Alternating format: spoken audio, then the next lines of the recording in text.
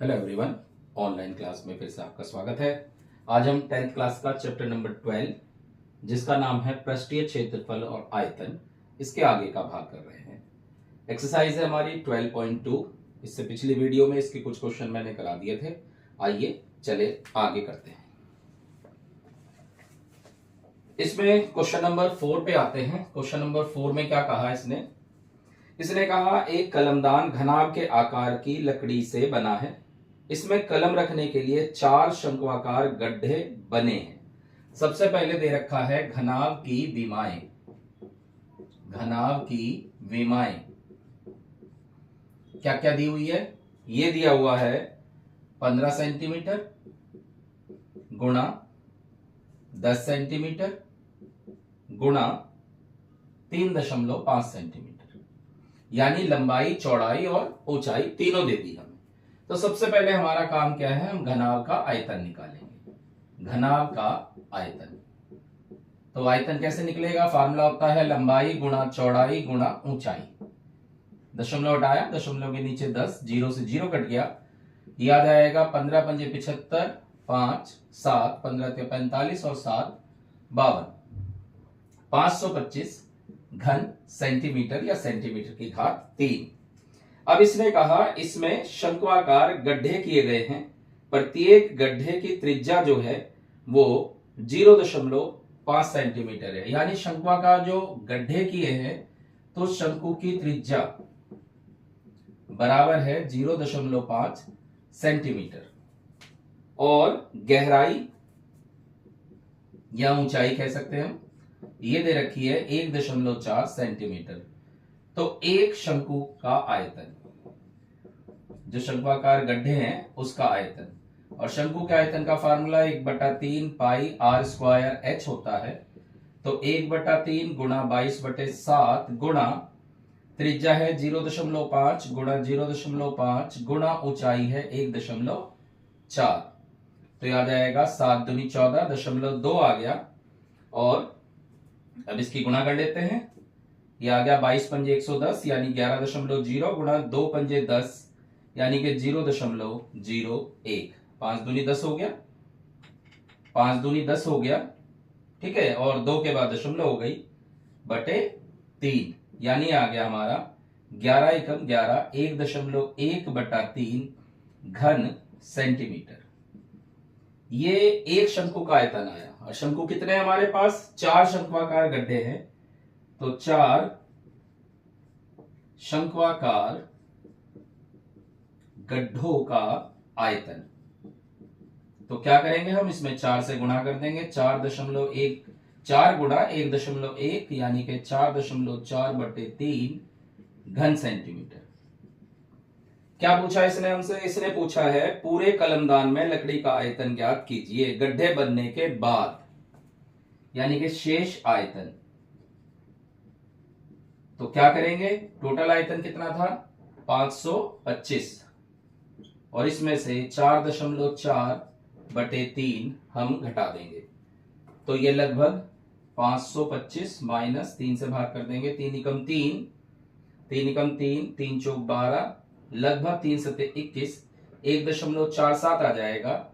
घटाएंगे तो ये आ गया 3 5 4 5 3 2 5, यानी कि 523.53 घन सेंटीमीटर।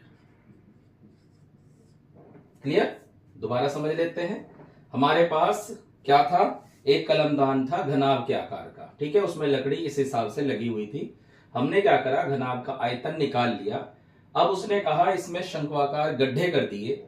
एक शंकु, उसकी त्रिज्या 0.5, गहराई 1.4 है, तो उसका आयतन निकाल लिया हमने। एक शंकु का आयतन यह आ गया 1.1/3 घन सेंटीमीटर। क्योंकि शंकु है हमारे पास 4 से गुणा कर दी, 4.4/3 घन सेंटीमीटर आ गया। शेष आयतन निकाल लेंगे तो 525 में से इसे हम घटा देंगे, ये आ जाएगा 523.53 तो 53। चलिए अगला क्वेश्चन करते हैं हम। क्वेश्चन नंबर 5 ये कह रहा है खुले बर्तन एक उल्टे शंकु के आकार का है जिसकी ऊंचाई 8 सेंटीमीटर है और इसके ऊपरी सिरे जो कि खुला हुआ है कि त्रिज्या 5 सेंटीमीटर है, यानी इस तरह से है, ये ऊपर से खुला हुआ है, इसकी जो त्रिज्या है r वो दे रखा है इसने हमें 5 सेंटीमीटर, और जो ऊंचाई है वो 8 सेंटीमीटर दी हुई है। यह ऊपर तक पानी से भरा हुआ है। तो सबसे पहले हम निकालेंगे शंकु का आयतन। शंकु का आयतन, शंकु के आयतन का फार्मूला होता है 1/3 पाई r स्क्वायर h। तो 1/3 पाई को अभी पाई में रहने देते हैं, अभी चेंज नहीं कर रहे हैं, 5 का वर्ग गुणा 8, तो ये हो गया 5 पंजे 25 अठे 200, 200/3 पाई घन सेंटीमीटर। ये शंकु का आयतन है। और हमें पता है कि किसी बर्तन के अगर अंदर पानी भरा हो तो उसके आयतन के बराबर पानी होता है। तो इसका मतलब है पानी का आयतन, पानी का आयतन आ जाएगा हमारे पास यही 200/3 पाई घन सेंटीमीटर। अब वो क्या कह रहा है, उसने कहा है हमें कि इस बर्तन में शीशे की कुछ गोलियां जिनमें प्रत्येक 0.5 सेंटीमीटर त्रिज्या वाला है डाली जाती है, इसमें से भरे हुए पानी का 1/4 पानी बाहर निकल जाता है। तो एक गोले का आयतन निकाल लेते हैं जो हमने इसके अंदर डाला है। गोले का आयतन फार्मूला 4/3 पाई r³ होता है। तो 4/3 पाई गुणा त्रिज्या कितनी दे रखी है, त्रिज्या दे रखी है 0.5 का क्यूब, यानी कि 3 बार गुणा, तो ये आ जाएगा 5 पंजे 25 पंजे 125, और 125 की 4 में गुणा कर देंगे तो ये हो जाएगा हमारे पास 125 500/3 पाई, 500 पाई बटे 3, और 0.123 के बाद 0.123, 3 के बाद दशमलव, एक गोले का आयतन इतना आ गया। ठीक है, अब वो हमसे क्या कह रहा है, वो कह रहा है कि इस गोली को डालने से 1/4 भाग पानी बाहर निकल जाता है। ये आ गया 0.5/3 पाई घन सेंटीमीटर। ये एक गोली का आयतन है। तो पानी बाहर निकलता है, पानी बाहर निकलता है कितना, उसने कहा 1/4। पानी कितना था, 200 पाई/3, इसका 1/4 यानी 1/4, 4 से कट गया तो यह आ गया 50 पाई/3 घन सेंटीमीटर पानी जो है वो बाहर निकल जाता है। ठीक है, यानी हमने जो इसके अंदर गोलियां डाल दी ना, बहुत सारी गोलियां ऐसे ऐसे डाल दी, गोलियां इसके अंदर डाल दी, तो पानी जो है बाहर निकल जाएगा। कितना निकलेगा, इतना पानी निकल गया। एक गोली का आयतन कितना है, इतना है। तो हमें निकालना है कितनी गोली डाली, गोलियों की संख्या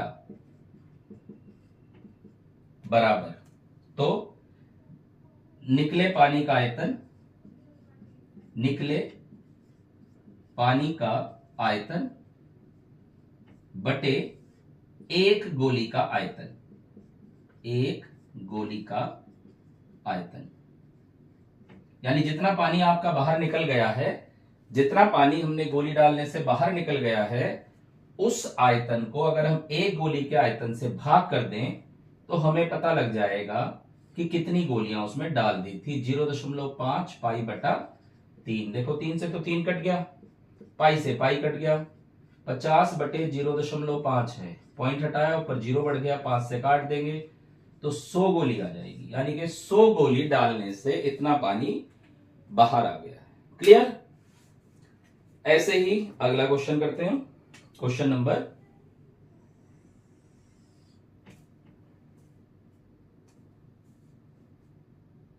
6 लेते हैं।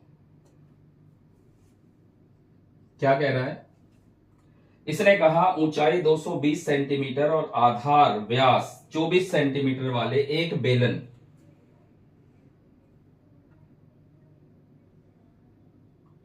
है हमारे पास, ये एक बेलन है, इसमें इसकी ऊंचाई है 220 सेंटीमीटर, ऊंचाई है 220 सेंटीमीटर और आधार का व्यास है 60 सेंटीमीटर। ठीक है, ये कह रहा है, सॉरी, व्यास है 24 सेंटीमीटर, व्यास है 24 सेंटीमीटर। इस पर 60 सेंटीमीटर और 8 सेंटीमीटर त्रिज्या वाला एक अन्य बेलन रखा गया है। इसके ऊपर एक अन्य बेलन ऐसे रख दिया, इसकी ऊंचाई है 60 सेंटीमीटर और अब की बार त्रिज्या दे दी इसकी 8 सेंटीमीटर।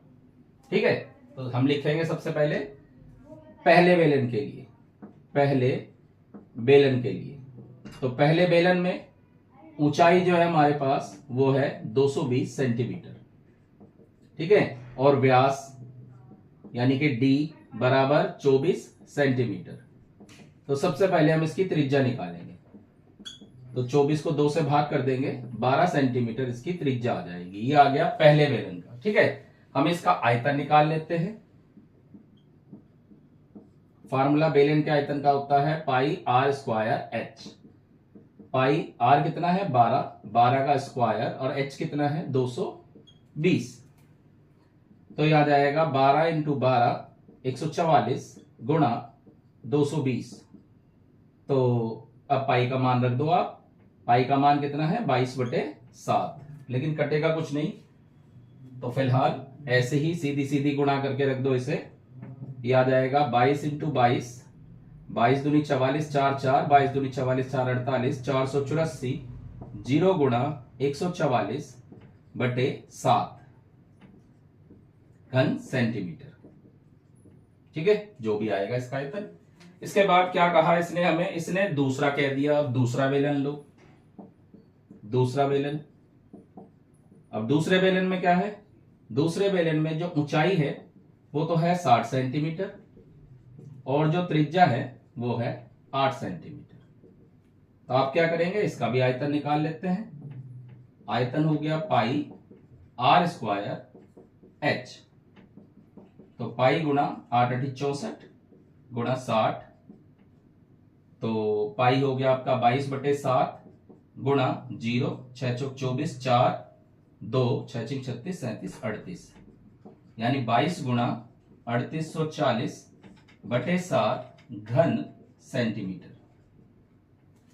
ये दोनों के हमने आयतन निकाल लिए। क्या कह रहा है वो, उसने कहा इस स्तंभ का द्रव्यमान ज्ञात कीजिए, जबकि दिया है 1 सेंटीमीटर क्यूब लोहे का द्रव्यमान लगभग 8 ग्राम और पाई का मान वो 3.14 लेने को कह रहा है। हमने 22/7 ले लिया, तो हम लेंगे 3.14 गुणा, तो ये आ जाएगा जी हमारे पास, फिलहाल इसे पाई में ही रहने दो।